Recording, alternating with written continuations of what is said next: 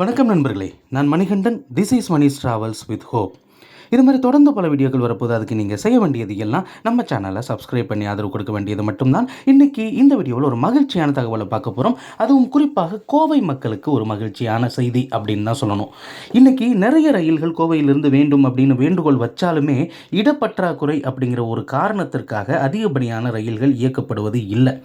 இப்போ கோயம்புத்தூருக்கு வராமலே செல்லக்கூடிய பாதை அப்படின்னு பார்த்தோம் அப்படின்னா இருகூரில் இருந்து போத்தனூர் வழியாக செல்லக்கூடிய பாதை. சில ரயில்கள் கோயம்புத்தூர் சந்திப்புக்கு வராமல் இந்த ரயில் பாதையை பயன்படுத்தி போத்தனூர் வழியாக கேரளாவிற்கு செல்வதை நம்ம பார்க்குறோம். திருப்பூர்லேருந்து டைரெக்டாக அந்த ரூட்டில் போத்தனூர் போகக்கூடியதை நம்ம பார்க்குறோம். ஸோ இந்த பாதை அப்படிங்கிறது இது நாள் வரைக்கும் ஒரு சிங்கிள் லைனாக தான் இருக்குது. இதனையும் குறிப்பிட்டு சொல்லணும் அப்படின்னா இந்த வழியாக ஒரு ட்ரெயின் போகுது அப்படின்னா இருகூரிலிருந்து போத்தனூர் வரைக்கும் எங்கேயுமே நிற்க போகிறது கிடையாது. இந்த ட்ரெயின் வந்ததுக்கு அப்புறம் தான் இந்த ரூட்டில் வரக்கூடிய மற்ற ரயில் வர வேண்டிய ஒரு நிலை அப்படிங்கிறது இருந்தது. இதனால் அதிகப்படியான நேரம் அப்படிங்கிறதும் இருந்தது.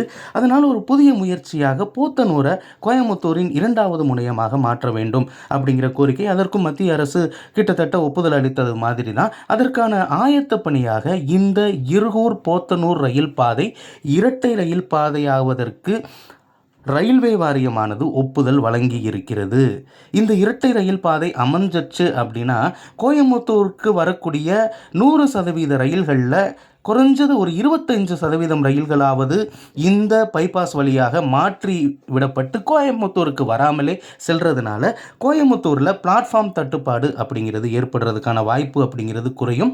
இதனால் இன்னும் அதிகப்படியான ரயில்கள் இயக்கப்படுவதற்கான வாய்ப்பு அப்படிங்கிறது இருக்கிறது. எனவே கோயம்புத்தூருக்கு நிறைய ரயில்களை எதிர்பார்க்கலாம். கூடிய விரைவில் இந்த புதிய ரயில் பாதை, அதுவும் இரண்டாவது ரயில் பாதை போத்தனூருக்கும் இருகூருக்கும் இடையில் அமைவதற்கு ரயில்வே வாரியம் ஒப்புதல் வழங்கி இருக்கிறது. இனிமேல் இந்த திட்டம் நடைமுறைக்கு வந்தால் போத்தனூர் இரண்டாவது முக்கியமான முனையமாக மாறும். பல்வேறு ரயில்கள் போத்தனூரிலிருந்தும் கிளம்புவதற்கு வாய்ப்பு இருக்கிறதுனால கோவை மற்றும் அதை சுற்றி இருக்கக்கூடிய பகுதிகளுக்கு கூடுதலாக ரயில்களை நாம் நிச்சயமாக எதிர்பார்த்து காத்திருக்கலாம்.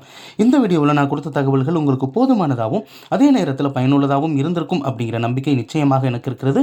இந்த தகவல்கள் நம்முடைய நண்பர்களையும் சென்று சேரணும். அதனால் இந்த வீடியோவை ஷேர் பண்ணுங்கள். இது மாதிரி தொடர்ந்து பல ரயில்வே அப்டேட்டுகள் உடனுக்குடன் நம்ம சேனலில் வந்து சேர இருக்கிறது.